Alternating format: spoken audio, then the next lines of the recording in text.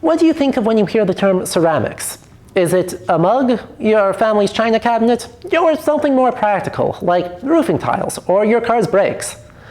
The term has a lot of variants.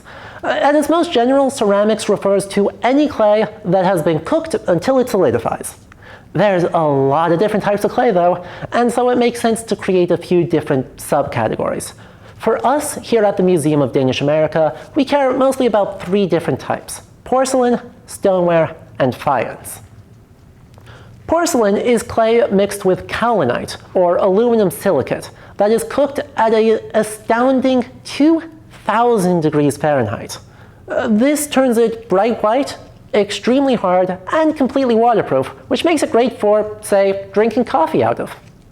Porcelain was first produced in China in the 8th century, and for many hundreds of years, production was restricted to East Asia. The first porcelain in Europe was brought by travelers like Marco Polo in the 1300s, and for 400 years, European potters tried and failed to produce their own. The first true porcelain in Europe was produced by a German company in 1703, and the first Danish porcelain hit the market in 1773. Porcelain has a few distinctive features. First of all, it's actually translucent, at least under a bright enough light. Despite this though, it is very hard and heavy, and that means you can make it almost paper thin without it collapsing. It's also bright white and therefore takes color very well. Since it's so hard, it's relatively unlikely to shatter during the repeat firings required to produce a complicated, high-status piece like this one. Stoneware, like porcelain, is fired at an extremely high temperature, but it uses different clays. These clays vitrify, i.e. turn to stone, under that temperature, and so, like porcelain, it is innately waterproof.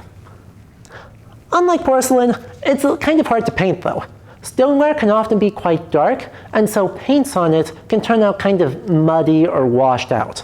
So, instead, many Danish ceramicists experimented with colored glazes or interesting shapes when working with this material. Stoneware was seen as less pretentious than porcelain, and so was very popular throughout the 20th century for dishware, ashtrays, and vases.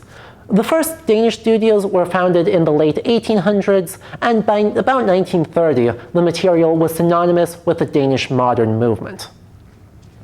Faience is our last type. First produced in medieval Persia, faience is a type of glazed earthenware. Now, earthenware, unlike stoneware and porcelain, is not itself waterproof. It needs to be glazed to close up all those tiny holes so it can actually hold water without sucking it up and losing it all.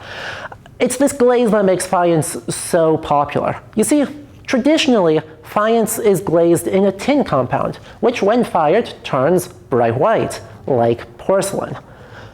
It is cooked at a much lower temperature than porcelain is though, so it's cheaper and easier to produce, and so made a great affordable porcelain substitute.